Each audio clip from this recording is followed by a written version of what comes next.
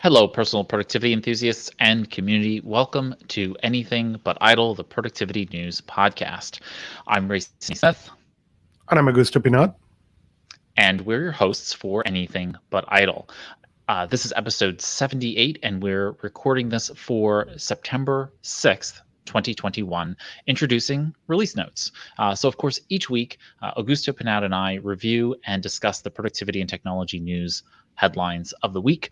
But this week, we're taking off for the US Labor Day holiday. And so instead, we're covering notable productivity software releases over the past month as an introduction to a new segment we're going to be doing in our regular shows that we're going to be calling release notes. So in essence, we track all of the various productivity apps out there, and if we're missing any, let us know. We'll continue tracking those as well. And when they update them, we will produce a document, and that's available to you inside of Personal Productivity Club. And so if you join Personal Productivity Club, you'll see and find links to those documents with the show. So it's going to be a little bit different than our normal show notes, because those show notes will be only available within Personal Productivity Club in the Anything But Idle channel. And so with that, let's get into the release notes for this week. So what we're going to do is just highlight some of the releases that various productivity technologies have put out each week. And so we've looked back for the entire month of August, since we've not done this before, and we just wanted to highlight a few of the releases that have come out. And so we've got some releases from Apple with Test Flight to Asana and other tools. So let's start off with our first one. Augusto, what is our first release this week? So our first release this week is Test Flight 3.2 beta. And for the first time, Test Flight comes to the Mac. If you don't know what Test Flight is, Test Flight allows developers to give access to software in a secure way to people who is willing to test and to people who is willing to play with the betas or even their own team. But these are something that have existed on the iPad and the iPhones, I don't know since when, for a really long time, but never on the Mac. And it was announced in June that Test Flight was going to be available on the Mac, and finally is out. So this allowed people to test software in a secure way, for you get them feedback directly to the developer, but also to get the updates really, really efficiently. And it's a really an incredible tool if you are in the game of working and helping developers. Yeah, Apple's done a really great job with Test Flight on iOS, and so bringing this to the Mac OS platform just seems like a natural extension. I actually didn't realize they didn't have it before, so I'm glad to see them go ahead and bring Test Flight to Mac OS, and I'm looking forward to testing some software in it. All right, so next up we have some release notes from Asana, and Asana has been busy, and so we're just going to cover those items.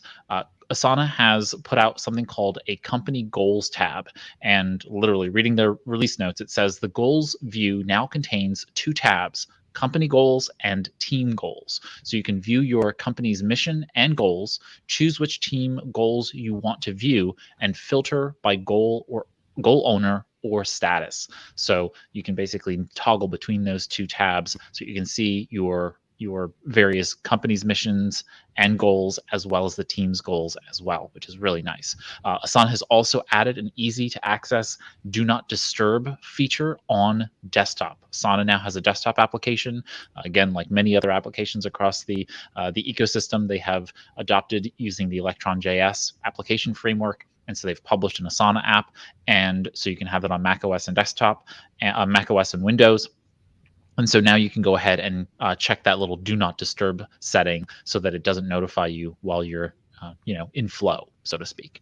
Next, they have put out a multi-select feature so that you can select multiple tasks on iOS. So to date, you've not been able to multi-select tasks on iOS. I have Asana on my iPad, and it's been quite frustrating because you want to check off several things and make changes. Now you can do those bulk actions via iOS with the new update in my tasks.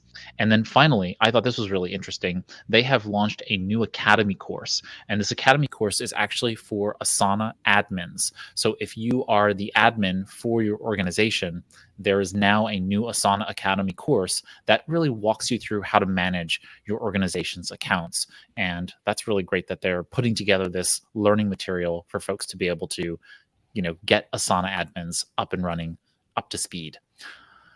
What's next on the release notes, Augusto? So next on the release notes is Draft.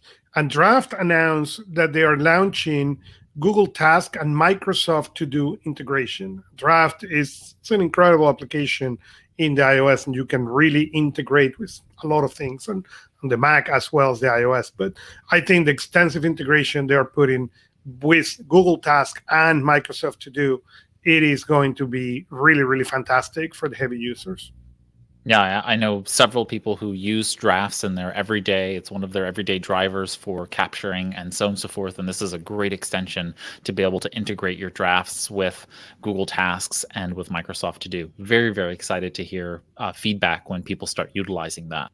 All right, next up in the release notes is Evernote has released a new widget. If you don't know what that is, Evernote has something called Evernote Home. Home is now a new area within the Evernote application, available both on desktop and mobile. And this is kind of like a dashboard where you can place different types of content into that dashboard. And so they have been putting out new types of widgets which can show different types of information. And the filtered notes widget, when I first saw it, I was confused. I really didn't know why Evernote decided to do this thing. And then they provided it to me and said, just try it, see what it's all about. And I've fallen in love. This filtered notes widget allows you to be able to apply things like saved searches or other kinds of complex filtering so that you can actually see a dynamic list of a set of notes.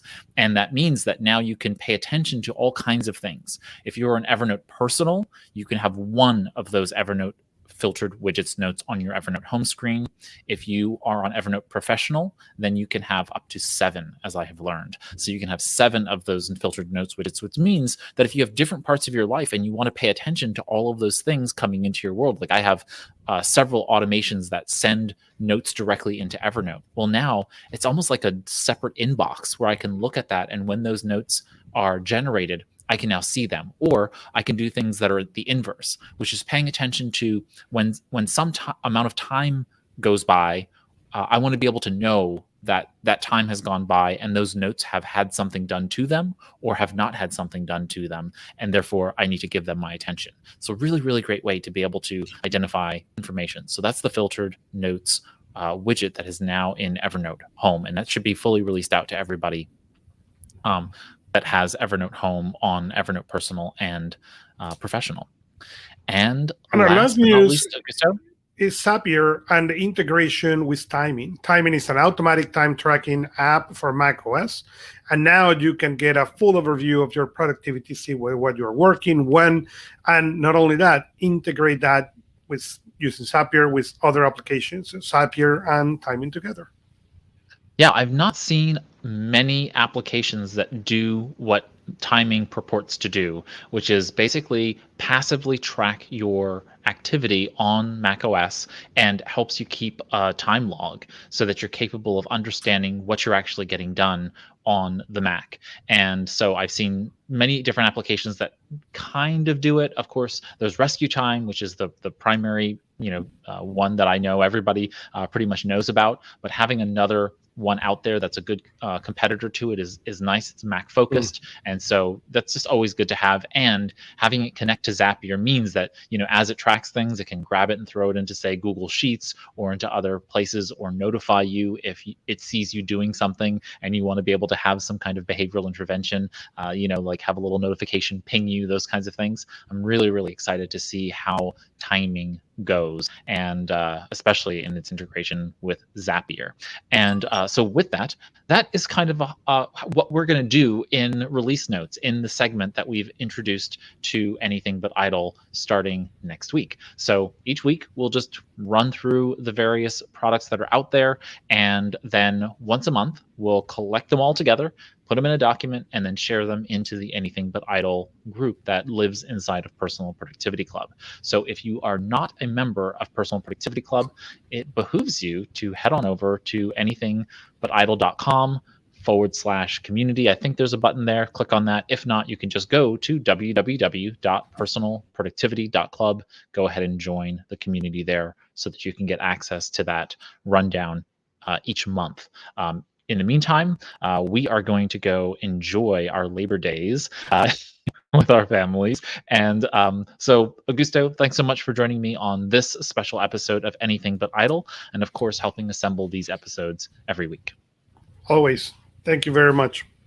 Wonderful. Okay, over on anythingbutidle.com, you'll find our show notes with links to all the stories, tools of the week, extra stories that we didn't cover, and so on and so forth in our regular episodes. In this particular episode, you're just going to find the few highlights that we made, and then the entire August release notes are going to be, again, in Anything But Idle, the group inside of Personal Productivity Club. So you can find that over there. If you have a productivity story or recent blog post you'd like us to discuss, head over to our contact page on anythingbutidle.com, or you can tweet or DM us on Twitter at anythingbutidle. If you have a question or comment about anything we've discussed on this show or any of the shows, feel free to leave a comment on Anything But Idle on the episode page. So this is episode 78. So you go to anythingbutidle.com/078 for the episode number. And each of our episodes are numbered that way, so you can jump to the particular one and ask your questions there. If this is your first time watching the live stream, feel free to or the video, that is,